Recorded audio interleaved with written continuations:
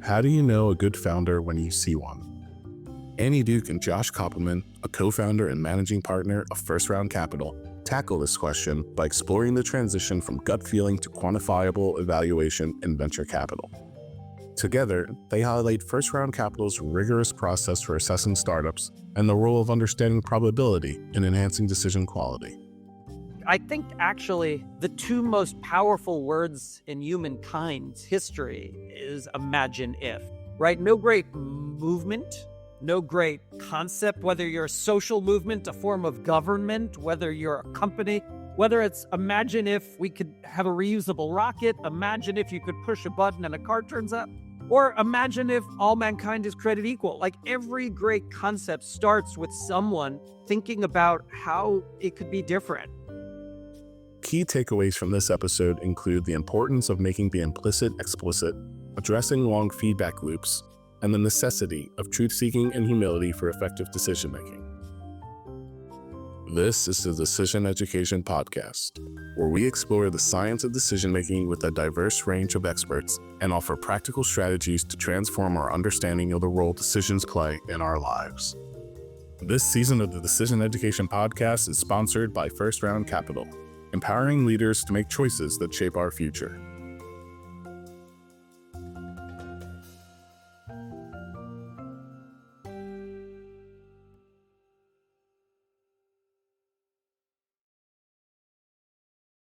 I'm so excited to welcome my guest and my friend today, Josh Kopelman. Josh has been an active entrepreneur and investor in the internet industry for decades.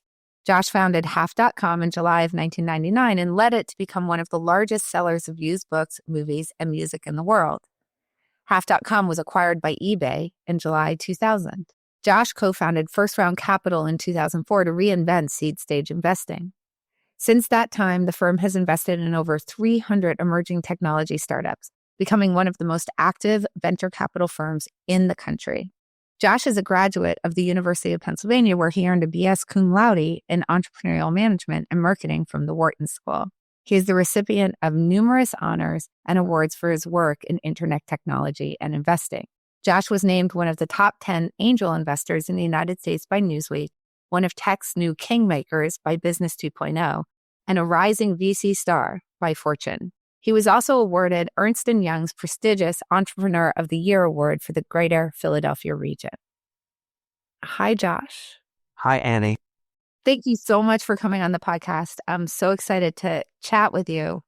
Just for listeners of the podcast, Josh and I have known each other for quite a long time, actually, over 5 years, if you can believe it. And we've worked together for the majority of that time. So normally when I have a guest on, I'll talk about how we met. But I thought it'd be fun in this case, because I actually haven't heard it from your perspective, for me to hear from you how we met.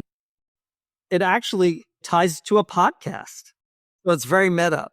My partner, Brett Burson, heard you talking on the Knowledge Project. Shane Parrish's podcast. That's right. And sent it around. And I'm not much of a podcast guy. I find that I can process much quicker reading than I can listening. But I just started listening to it on my way home and I could not turn it off. So like the next day I had Thinking in Bets on my Kindle and read that whole thing. And as a venture capitalist, I'm in the decision-making business and our returns are going to be heavily driven by the quality of the decisions we make and the ways we could sort of try to avoid or minimize biases. And so I wanted to reach out to you. So I found someone who knew you. I felt like I was cyber stalking you. The fact that we both sort of live in the same neighborhood made it easier for us to grab breakfast. And I didn't know when we started that we would be working together for 5 years. I just thought that I could learn a lot from you. And so I went into it just, let's grab breakfast, and one thing led to another, and you've had a profound impact on the way I and my firm thinks about making high-quality decisions. Oh, so my recollection is some rando reached out to me. And no, you weren't a rando to me, but we had breakfast. So actually relatively similar. I just actually didn't know the beginning part. And it was resulting in particular where I felt that our whole industry sort of, I don't think, differentiates between the quality of a decision and the quality of the outcome, and solely looks at the outcome to determine whether it was a good decision or not. And sort of hearing about that, and then, every other chapter, I'm like underlining half the chapter. And that's when I said, like, wow, we can learn a lot from him. Oh, that's awesome. Well, we're going to get into that. I will say that working with you has made me a much better decision maker myself. Like, the practical application into the world of venture, I think, is really interesting. It's why I stayed so engaged for so long. So I'm going to be very excited to talk about the work that we do together. But so you mentioned, obviously, you're a venture capitalist, founding partner at First Round Capital, investing in seed stage. For those who aren't familiar, seed is very early in terms of being more on the institutional side. So there are certainly angel investors who come in and they write like a first check. But as far as once you get, sort of what people understand as venture capital, seed is going to be the first place. And your firm was really instrumental in defining that as an official funding round in venture capital. But when you're funding at seed, there's often no product. There's just an idea. There certainly isn't what we call product market fit, where it's the right product for the right market. You're often investing in just in a founder and idea, and you don't really know a lot else. So if we think about, what's going to be the place of the greatest uncertainty in the investment cycle, you can look at that versus, for example, what the work of somebody who is investing in public markets. Or even a later stage investor, right? Later stage investor has revenue to look at, history, forecast, board decks. So much of what we do, I joke, like, we invest at the imagine if stage. Like, I think actually the two most powerful words in humankind's history is imagine if, right? No great movement, no great concept, whether you're a social movement, a form of government, whether you're a company, whether it's imagine if, we could have a reusable rocket, imagine if you could push a button and a car turns up, or imagine if all mankind is created equal. Like, every great concept starts with someone thinking about how it could be different. And so we invest purely at that stage. There really is very little often in terms of proof points. And even if there are like some markers, you don't really have a product that is hit a consumer's hand yet. So I want to really dive deep into kind of like the decision-making process at this early stage, at this imagine if stage. But I want to just sort of like rewind for a second, because you yourself was an imagine iffer when you started. Yes. I'm going to use that as a term now. I love it. Because way back when, pretty soon out of finishing business school, actually, I think was it during business school? It was undergrad. I was a Wharton undergrad. During undergrad. Yeah, after my sophomore year, I co-founded my first company. Right. So can you tell us sort of a little bit about that first company? Why did you decide to become an entrepreneur? And then how did that lead into kind of getting on the other side of this world of startups? Yeah, I think I always had a fascination with problem solving through business. As a kid, I would always you would see a problem and say, oh, how could I make a business out of this? Whether it was when those old big VHS camcorders came out that you would put on, like, I started videotaping bat mitzvahs and birthday parties. Like, imagine if I could take this VHS camera and make some money doing it. And so the first company I co-founded was a company called Infonautics Corporation in 1991. And this was back before the web browser was invented. So you had Prodigy and CompuServe and AOL and dial-up service. And obviously you were like 11. I was 18 or 19 at the time. And the imagine if as a student, you didn't need to go to a library, but you could actually search that library. And this was before any search engine existed because there was no web browser. So we had a slightly different and ultimately wrong approach. But the approach that we had was we would go license all of the great content. And we licensed the LA Times, New York Newsday, Cliff's Notes, the encyclopedias, hundreds of magazines. And what was interesting is none of them had it in a digital format. So we would get all of those magazines, send them off to the Philippines to be scanned and reviewed. and digitized, and then we made it searchable. And it was a product called Homework Helper on AOL, on CompuServe, on all the dial-up services. So I think we picked the right problem, right? There's a lot of information that was trapped in libraries and in books, and people would want to be able to search through it digitally. We just had the wrong solution. Company ended up going public. We did okay, but there were many other people, a few years later who said, imagine if you could search all of this content and they didn't have to actually license all of it, scan it all, because it was already on the internet. Yeah. All right. So Informatics, first company that goes public. The next company you found is half.com? That's right. Yeah. I co-founded half.com with someone who I'd worked with in Informatics. Yeah, half.com was... It's funny because the original name that I thought of was eBazon because I wanted to combine the best of eBay with the best of Amazon. But our lawyers told us, even though eBay and Amazon compete, if there's one thing they both would agree on, it would be suing me. So we chose a different name, Hap.com. But that was basically the concept, which is that eBay was an amazing marketplace for peer-to-peer commerce, but it had one dynamic: auction. And auctions are great for limited, hard to find, scarce items. But like when you go to like Old Navy or Gap to buy a pair of jeans or Lululemon, you don't start bidding with the person next to you on those pair of jeans or those leggings or sweatpants. You just buy them at a fixed price. And so we said, what if we could combine the best of Amazon, which was a catalog, photos, reviews, a shopping cart, credit card purchase, with the best of eBay, which is instead of warehouses, we had the goods in people's houses and people could be the underlying sellers. And we became one of the top 10 e-commerce sites when we launched in 1999, 2000. eBay quickly acquired us, and then Amazon launched Marketplace shortly thereafter. That's amazing. Obviously, you're an entrepreneur at heart.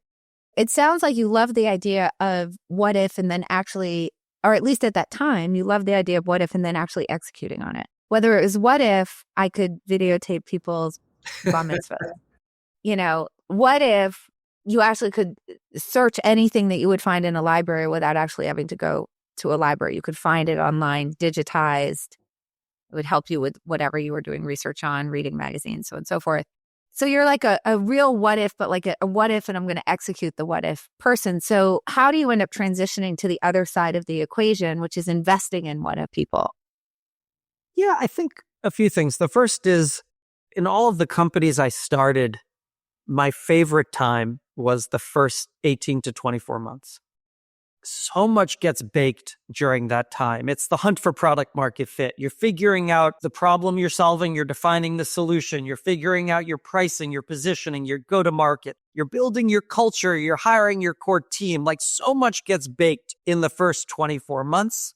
I created a Peter Pan type of job where I'd never have to grow up. I could just always help founders on their first 24 months of their journeys instead of just sort of, and all of these companies have grown, right? Half.com operated for, even after eBay acquired it, for over a dozen years afterwards.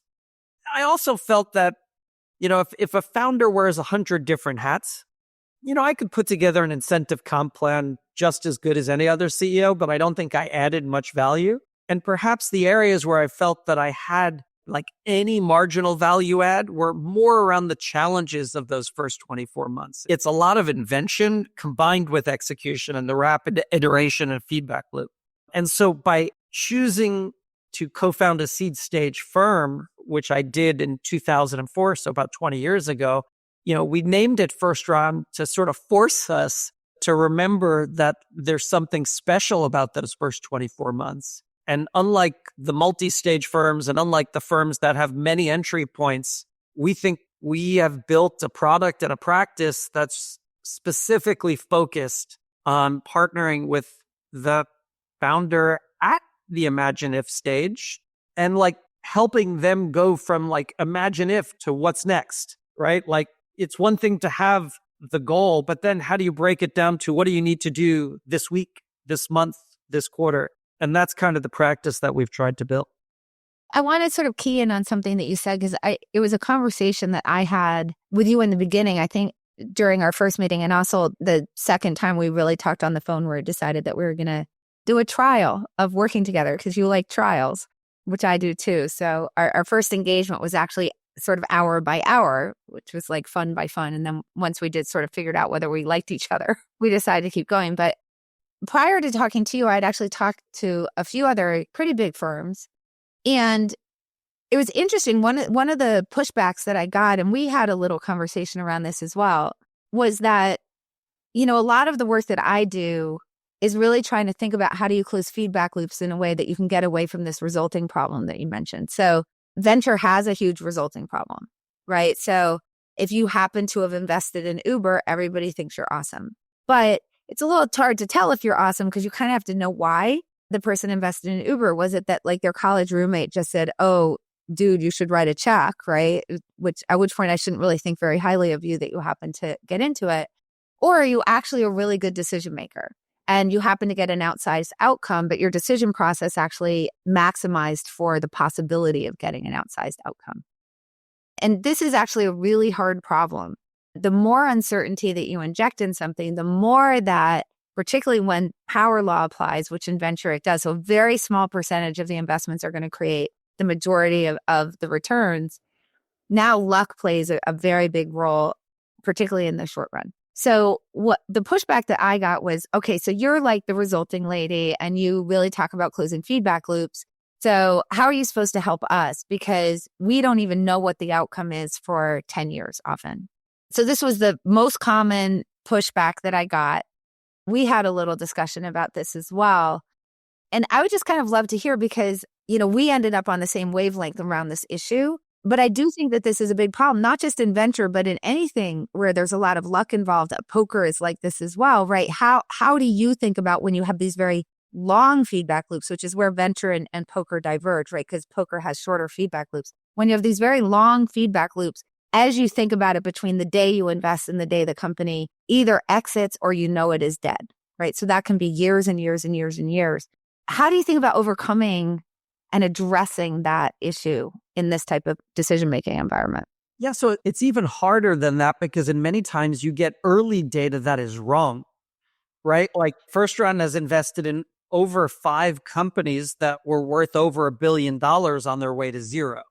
And so I think that the way that we like to refer to it internally is that, if a founder comes in with their imagine if, that's kind of, imagine if we could press a button and, a car could appear anywhere in the world, within 5 minutes. That's like summiting Everest. And yeah, it's really, you're not going to summit Everest for 10 years, but you're also not going to summit Everest without hitting base camp. And so I think what we try to figure out is what are all the steps along the way and how can you measure and learn from those, right? So again, are there examples of companies that raise one round of financing and then go on to be worth billions of dollars? Sure, you could find examples of it. But in general, the vast majority of companies, after raising a seed round, raise an A round. So there's some data there. There's signal. You could say, how long did it take them to raise an A round? And is that predictive? If a company raises an A round within 6 months, where, you could look at data, you could look at all of the A rounds and all the seed rounds and see, is time from seed to A predictive? Is size of the A round predictive? Is quality of the firm that leads it predictive?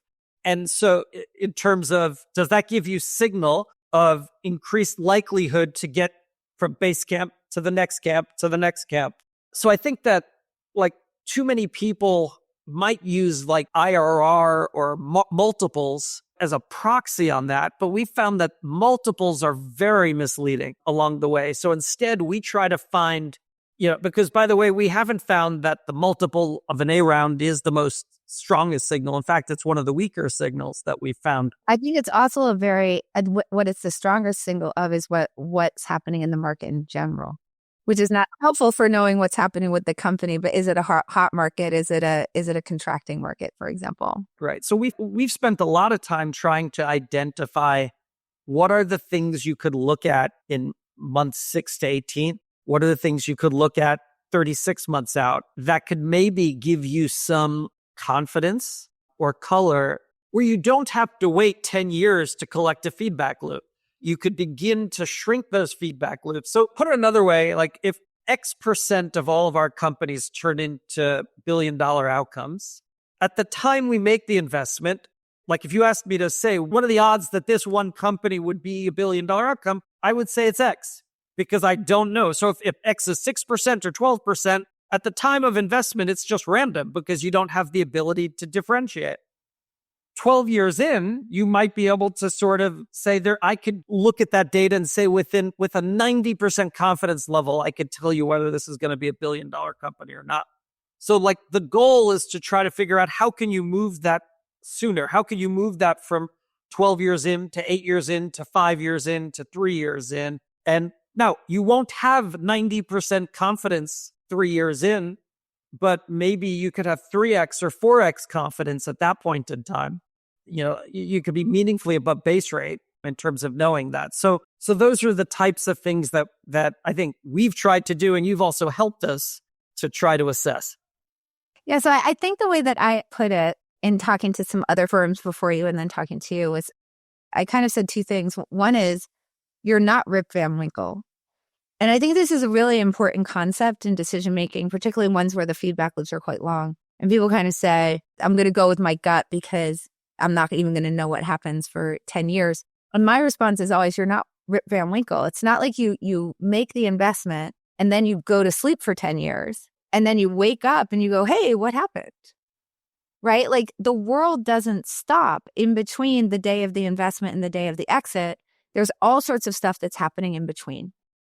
And that stuff is actually telling you things about what the quality of that investment is long before you would wake up 10 years later if you just went to sleep. And I think what's really important for people to understand the difference between necessary and sufficient. And I think this is a concept that's really gotten, enculturated at first round is that what you're looking for things that are necessary for the company to succeed, but note those things are clearly not sufficient.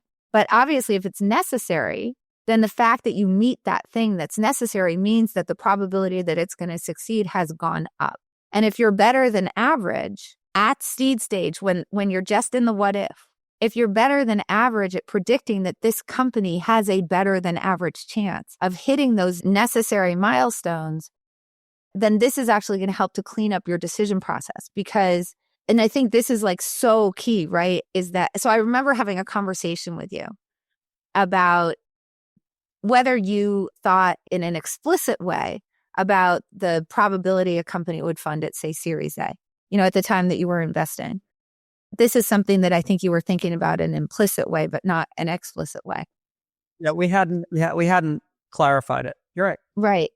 And I think that what I said to you and you responded to immediately was, the reason why I want you to make it explicit because it's already implicit. You're already doing it anyway.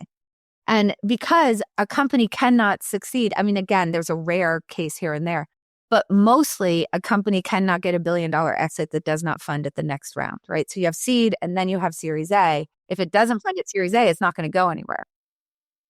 And there's not just, you learn a lot about other things. So, at first round, we've, developed a real framework for the 4 levels of product market fit from nascent, which is the imagine if stage, through developing, strong, and extreme. So how quickly does a company navigate the hunt for product market fit to get there? There's signal you get there. There's signal you get about the founder and their resilience. Are they solely just imagining or can they actually execute? And what's the cycle? So I think that trying to quantify or measure some of those things could provide, just even saying there are 4 levels of product market fit, we want to measure how quickly a company hits it. That now gives us a data artifact that could be valuable. We don't always know at the beginning whether a data artifact will be valuable or predictive. And we've measured many, many things that, that have no correlation, but not some which were negatively correlated. That's right. So it's not just like external funding. It's things like, it's trying to understand, you're going to spend a lot more time with the founder after the investment than you do before. What are the signals that you can look for? You're going to see that product get into the market. What are the things you can learn about? And then, of course, you can measure those things, right? So basically what you can say is in the companies that you invest in, are the companies hitting those milestones at a higher rate than the companies that you choose not to invest in, for example, right? Are they achieving level 4 product market fit more quickly than companies that you don't invest in, right? So you can take the things that are signals that that company is going to be more likely to succeed, and then you can compare, here's the things that we choose to invest in, here's the things we choose to pass on, because you have both parts of those funnel. You have the portfolio and the anti-portfolio, right? And then you can say, the things that we think are signals where we can start to close these feedback loops more quickly than 10 years from now, are the companies in the invested basket actually achieving those things more quickly? And then that tells you what's the quality of my decision making. I have certain things that I get to decide about, which is a go, no go question, right? Do I invest or not? And in the things that I choose to invest in, are they actually achieving those things more quickly than in the things that I don't choose to invest in? Yes. So, I mean, one of the things you're talking about is how to use data. And so, my second company, half.com, we competed. We were the largest seller of used books, music, and movies on the internet 25 years ago, whatever it was. And I saw Amazon crush Borders books. And what was interesting is Borders had more customers at the time. There were more people walking into Borders every day buying books than shopping on Amazon. And other than the selection and everything, like one of the things that I realized was Borders, whenever I walked in, had no idea who I was. So like imagine if Amazon erased its customer database at the end of every day. Every day they just said, okay, we learned all of this about our customers. Let's erase it. That is what Borders did, like by default. And I think that as VCs, we've seen through our companies that some of the best companies are companies that really are instrumented to collect data and learn from it. You could look at their KPI dashboards. I haven't seen an e-commerce company that doesn't have an incredibly well-designed dashboard where they're tracking conversion funnels and offers and margins. And yet, when I look at venture capitalists, I think most venture firms run like Borders books. A founder would come into a partner meeting. These partners would get together, talk about it, make a decision, and there's no artifact, no data, nothing recorded. A company would hit product market fit or not, and it would never be recorded. And so I feel like, again, I'm not saying to trust an algorithm. I'm not saying you want to outsource your decision-making to a data model, but I am saying that you can learn an incredible amount by tracking and collecting over a period of years, and in our case, now almost 20 years, by collecting that data and learning from it. You could figure out like, hey, I thought X was important, but the data says it's more important or not as important. And it's a way to sort of perhaps like make sure you're constantly stress testing your thinking and learning. And so like as a firm, we are not building a model to outsource our decision making to, but we are collecting data to try to evaluate the quality of our decisions and get better at it. Let's recap what we've heard so far. Josh Kopelman shares his journey from founding companies like Infonautics and Half.com to establishing First Round Capital, a seed-stage venture capital firm. He and Annie discuss his focus on early-stage investing, emphasizing the imaginative stage where uncertainty is high and the firm's unique approach to decision-making. Josh highlights the importance of distinguishing decision quality from outcomes and how First Round uses data to refine their process. The Decision Education Podcast is supported by First Round Capital. In a world of constant change, making effective decisions is more crucial than ever. First Round Capital understands this. They're not just investing in startups. They're investing in decision makers who shape our future. From AI to clean energy, First Round Capital backs founders who ask the right questions and make choices that promote a brighter future. Learn more at firstround.com and see how better decisions lead to better outcomes.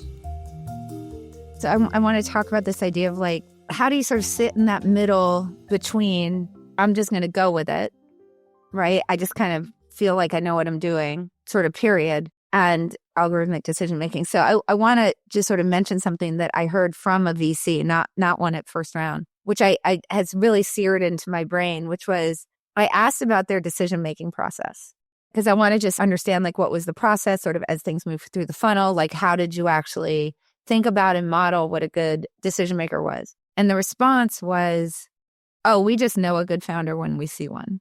And I said, well, what does that mean? And they were like, we've just done this a long time. We just know a good founder when we see one. So they couldn't actually articulate like what they meant by that. And they were just like, hey, my gut says this is great. Meanwhile, if you find out a 60-inch television is $20 cheaper, but you got to drive all the way across town to go get it, people will actually do that, even though it costs more in gas. So like, maybe don't go with just what your gut tells you you're supposed to do. But that's basically what they were saying, is that there is something special about me, that I can see things that other people can't see about founders. And that's what our process is we just go with that. And I thought that was really interesting. And you and I have had lots of conversations about this, because my feeling about that was that may be true, right? You may know a good founder when you see one. You're probably better than a lot of other people at knowing good founders when you see one. But wouldn't you want to make that explicit so you can figure out, of the sort of ways that you model a good founder, and we could think about what those are, what of those things are actually predictive and what aren't actually predictive, and then you can track those things. And then other new people who come into the organization will understand what your model of a good founder is, and they'll be able to up-level more quickly, and they'll be able to, I thought there would be sort of all these good things that would come out of it. They were very resistant to that idea, I think partly because I think when you make this explicit, you do run the risk of finding out that you're not better than the average bear. And I think that's very scary for people. One of the things I love about your firm is that people aren't scared to find out the truth, which I think is wonderful. But what I want to sort of ask you about in this sort of world, and the way that you think about this at First Round, is you have sort of that extreme, which is sort of, I know I do it well, but I also don't want to know for sure. So I'm going to sort of just say my gut is good at it, versus doing it completely by algorithm. But you have humans involved. You have partners who are modeling the problem. They're meeting with the founders. They're hearing what the idea is. They're deciding what the what if is. I think in this particular case, there is very little data at the time that you actually invest. So a lot of it is going to be qualitative judgment, because it's not like later stages where you can look at revenue, you can look at churn, you can look at run rate, so on and so forth, right? So you don't have all that data, and you are just really going by your opinion. But one of the things at First Round that happens is that those qualitative opinions that first person I talked to was kind of talking about get quantified in an explicit way. So first of all, can you just talk a little bit about how you do that so that it kind of sits in between the world between algorithmic and gut, and then why that's really useful for being able to close these feedback loops? Sure.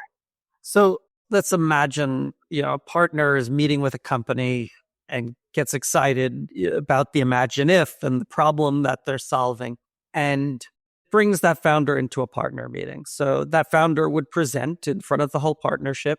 Today, it's pretty much by Zoom. And then as soon as that founder leaves, it would be a conversation rather than a true dissertation. But as soon as the founder leaves, we don't talk about the opportunity. Instead, we all open up our laptops, and we've created a rubric of things that we think are important to evaluate and to discuss. So we call it a pre-vote, and it might take 10, 15 minutes. So like on the team, we don't just say this is a great team or this is a bad team. We ask what's the founder startup fit? Is it an N of one team, or do the skills not map to the opportunity? What's the team's bias towards action? Do they get a lot done in a short period of time, or do you have concerns about the pace of execution? How good is their storytelling? Are they profit-minded? Are they students of the market? Do they have market awareness? Have they gone unreasonably deep? Do they have good product intuition? Can they articulate the chess game, the series of moves needed to build substantial business? And can they think clearly in conditionals? Do they have a killer instinct? And then, are they intensely curious or overly confident? Are they truth-seeking or are they salesy? Do they have clear team spikes, or is it unclear? You could see, we answer all of these questions, and then we'll do the same thing for evaluating the problem and the market and the product. And we also give free-form text. And then what ends up happening is all of that gets filtered. And what we're trying to find are areas where we could disagree. Because through disagreement, there's something magical if a partner of mine, say Bill and I, have both been in a 45-minute conversation, and I think the market is large and he thinks it's small, or I think the founder is profit-minded and he doesn't. Because, wow, that's really interesting. We both saw the same thing and have a different framework. So we almost sort the conversation instead of saying, let's discuss where we agree. And Anna, we used to spend a lot of time talking about where we were sure we agree. 80%.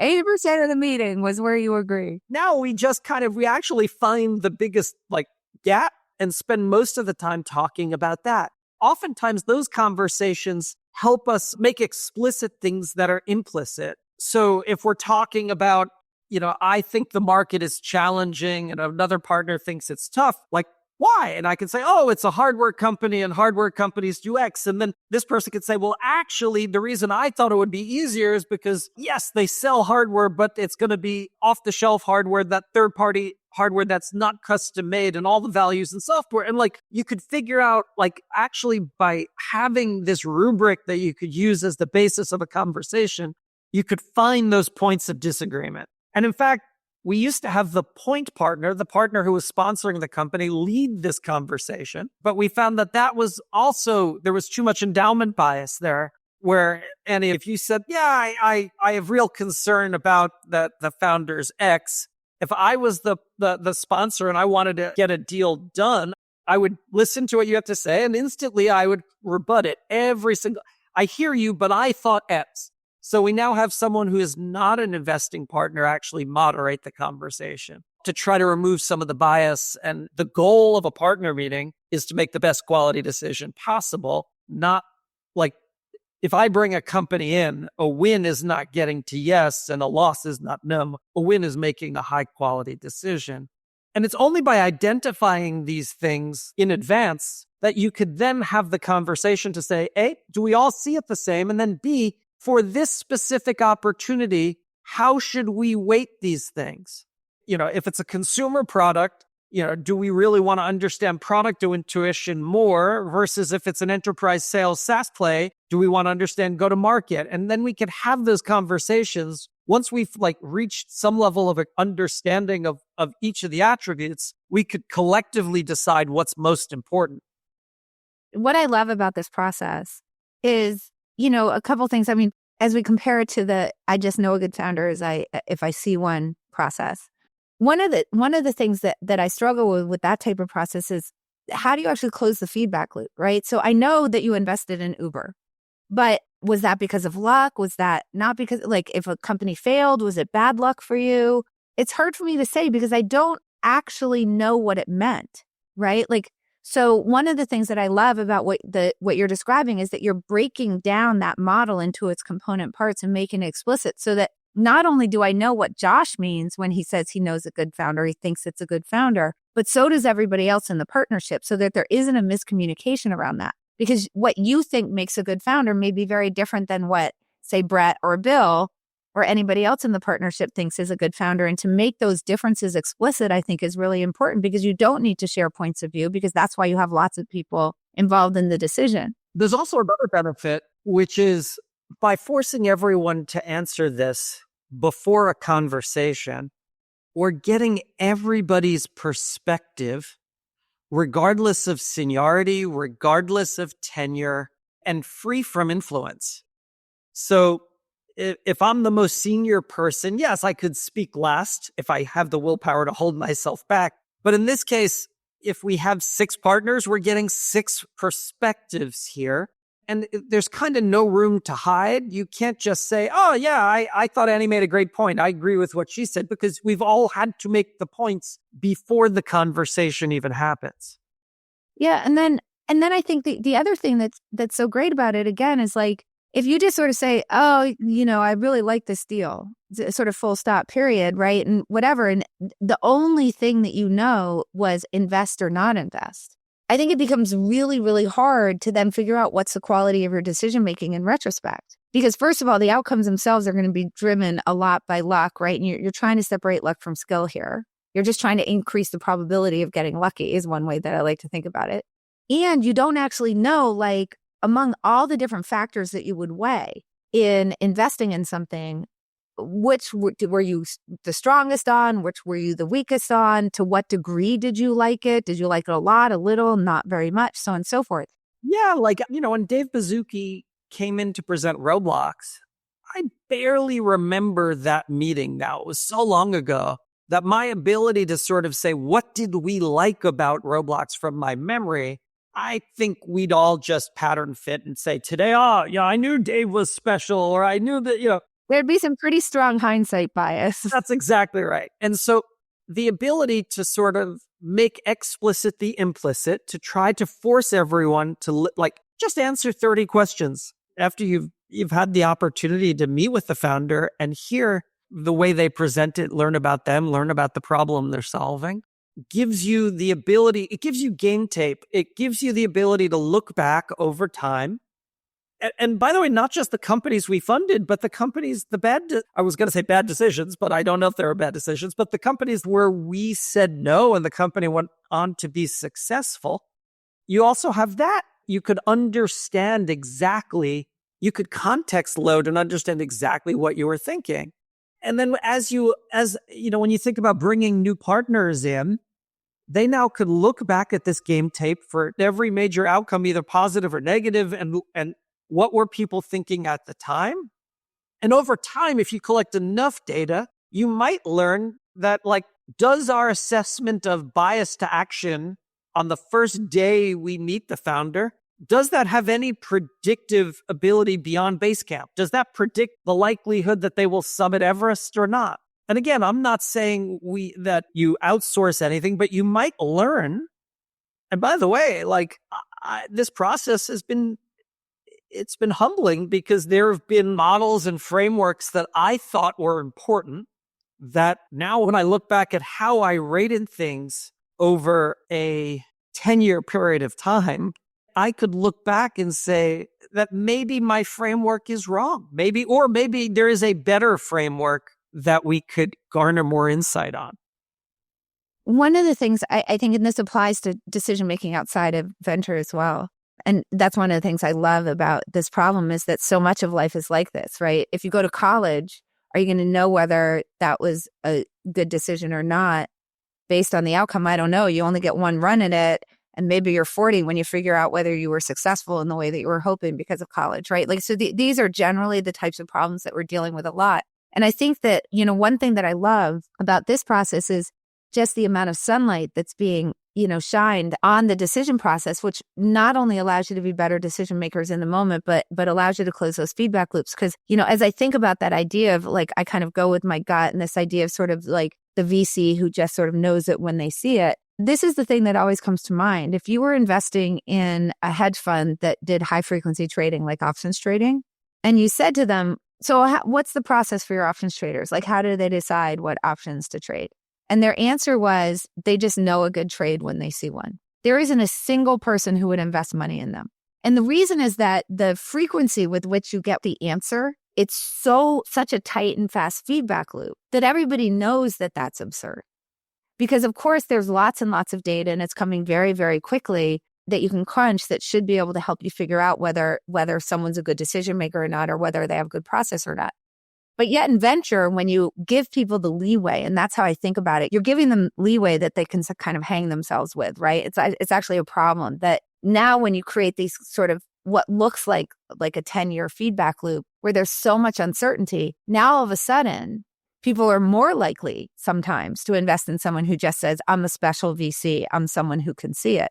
And I think that that's so interesting because, at first round, it's this idea that these are isomorphs of each other. They're the same problem.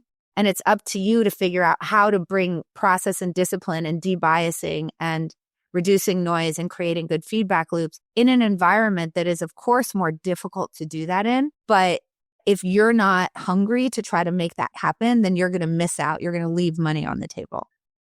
Totally. I think making the implicit explicit, when you say this is a good market or a bad market, or I love the problem this founder is solving or not, or this is a tar pit industry or a great, you are making generalized statements, but the ability to actually unpack that is helpful. What are the characteristics of a good market?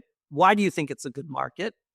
And then creating the data artifact over time is super valuable. And then I think the final thing is trying to capture it with some level of exactitude. I remember the exercise, Annie, that you did with us after attending a few of our partner meetings. You heard all of these phrases we used oh, I'm super confident. I think it's highly likely. It's more confident than not. Most definitely. I'm nearly certain. All of these phrases to softly or strongly express confidence. And, you asked us all, you captured, I think, a list of 20 to 30 of these. And you asked each partner to write down probabilistically what do they mean by each? So when I say more likely than not, what do I mean? And I mean 51% because that's more likely than not. But maybe another partner might mean 75% chance of it happening. And so what we saw was just massive dispersion. If you looked at the highest and the lowest for each of those 20 terms, I think on average there was over 20 points of like dispersion that highly confident for one person meant 66%, another one meant 95%. Worse yet, there were 6 of you. You didn't agree on what always meant. That's the one that's always terrifying. What do you mean it's not 100%? Right? Well, so, just like those type of exercises to sort of force us in a conversation to try to make that be implicit, that, oh, I know what always means, or I know what highly confident means. But maybe if we just could express it in a numeric way, you avoid the possible misinterpretation or misalignment. So I just think trying to take the implicit, make it explicit, try to have a level of exactitude. Now, again, we're wrong more than we're right as VCs. We're not saying that we're trying to outsource judgment. We are in the judgment business. We're just trying to learn and get better at how we collectively access that judgment and execute on it. Yeah, I think the idea is, the 2 big ideas here, I think, is anytime that you can make something that's implicit, explicit, you're better off, both from your own perspective, right? Because you're actually sort of defining what you mean by something, but also because then other people actually do know what you mean. And then they can tell you, they can give their opinion on that, because the best debiasing tool that any human being has on the planet is other people's opinions. But they need to give that opinion before they know yours, which you also pointed out. And I think that's sort of big idea number 1. I think big idea number 2 comes from what you just said, that of course what you're doing is qualitative in nature, largely, in the sense that you're making subjective judgments about the quality of a deal when you see it. You're not measuring revenue, so on and so forth, right? But even if you were measuring revenue, you would still be making a subjective judgment about what you think that meant. I think that where people miss, where sort of the disconnect is just because something is a qualitative judgment, just because it's a subjective judgment, doesn't mean that you can't quantify it. So if I say I think something is highly likely, that's a subjective judgment, right? That's what I think. But if I say, okay, instead of highly likely, if I say, I think it's 63% to happen, all I've done now is quantified my qualitative judgment. I've quantified my subjective judgment. And then now I can tell, like sometimes when I say highly likely, maybe I mean 63%. Other times, maybe I mean 56%, but it's a pretty big bucket. And there's a big difference between 63 and 56. So this allows us to then see, ooh, Josh is 68% and Annie's 56%. Let's have a conversation about why we disagree. Whereas if we were just saying, oh, I think it's highly likely, we might fool ourselves into thinking that we have agreement when we don't. And then when you actually create that sort of, when you realize that you can quantify a qualitative judgment, not only does that drive better conversation and drive better decisions, but that's what actually allows us to close the feedback loop so well. So, and I think that that's a theme that I've heard running through what you're talking about, is this idea of not just implicit and explicit, but let's actually be precise about what we're saying, which means that you have to quantify those judgments. And that's okay, because it's not algorithmic. It's still your judgment. How could it be anything else? It's a founder with a what if, right? Exactly. Imagine a society where the Alliance for Decision Education actually succeeds in its mission, which is to bring decision education, the kind of thing that has been so incredibly integrated into First Round for half a decade. Imagine that we're able to bring this into K through 12. So that's your imagine if. That's my imagine if, right? Because we are definitely in the moonshot business over here. I like that now. I'm going to use that. So that's our imagine if. That's our what if.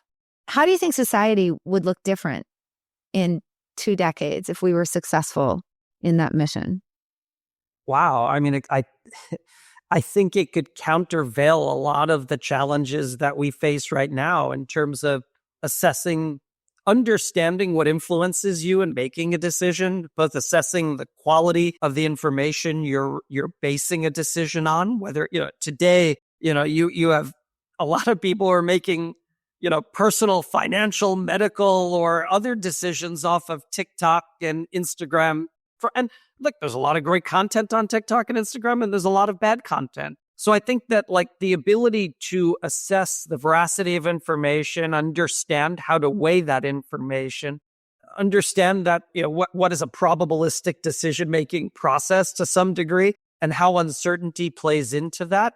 Look, I think it will be a healthier democracy. People will make better quality medical decisions, better quality financial decisions, perhaps better personal decisions as to who their soulmate truly is.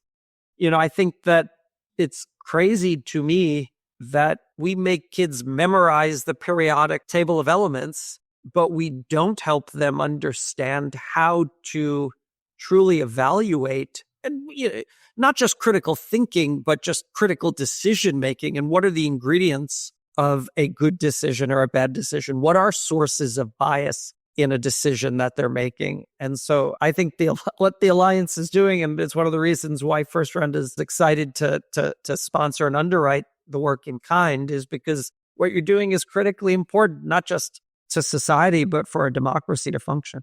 Well, first of all, I'm just going to bring you around whenever anybody asks me so that you can just give that answer, because that was so much better than answers that I give. And also, thank you so much for sponsoring us. We're obviously incredibly appreciative. All right. If people would like to learn more about your work or follow you on social media, where should they start? So our website at firstround.com has a ton of information. We publish something called the First Round Review, which is our modestly aspirational goal of trying to create the Harvard Business Review for startups. We've been creating content now for over 10 years, and some of the best practices from some of the greatest startup operators are codified there. I'm Josh K on Twitter, and you could always email me at josh.kopelman@firstround.com. Awesome. Well, thank you so much for coming on the podcast, being an amazing guest, being so thoughtful, being an incredible thought partner for me. Annie, thank you. You've really had a profound impact ever since I fanboyed you. And after hearing you're on the Knowledge Project podcast, you've really had a profound impact both on me and on how First Round thinks about our craft. Well, I will say, sort of to fanboy back, that I think one of the hardest things is, partly because of resulting, but by the time we got together, First Round was incredibly successful. You yourself have been incredibly successful at multiple things that you had done, not just First Round Capital, but half.com and so on and so forth. So I think it's amazing when someone that successful is able to come in and say, I think I can do better. And I think it's incredibly rare. And so I would just like to say that I think that you are way, way out at the tails for the way that you think about how much you're willing to sort of rip apart and reconstruct the things that you do, given how successful you've been, because I think that most people aren't willing to actually do that. So it has been incredibly joyful for me as well. And I'm going to make sure that I write down, I'm going to have them transcribe your description of how society would change. So I really appreciate that. Thank you so much for being such an incredible guest. Thank you so much for sponsoring the Alliance. And I will see you on the other side. Thanks, Annie. Here at the Alliance for Decision Education, our mission is to improve lives by empowering students with essential skills and dispositions for making better decisions. We're spearheading a national movement to ensure that decision education is part of every student's learning experience. Through this podcast and other initiatives, we're raising awareness about decision education, and we'd appreciate your support. Visit our website at alliancefordecisioneducation.org and follow us on your favorite social media platform. If you have any suggestions for future interviews or episode topics, please email us at connect@alliancefordecisioneducation.org. If you enjoyed this episode, please share it with others and leave a rating and review. And make sure to subscribe to this podcast on your favorite platform so you don't miss any episodes. Thank you for listening, and we hope you'll join us again soon.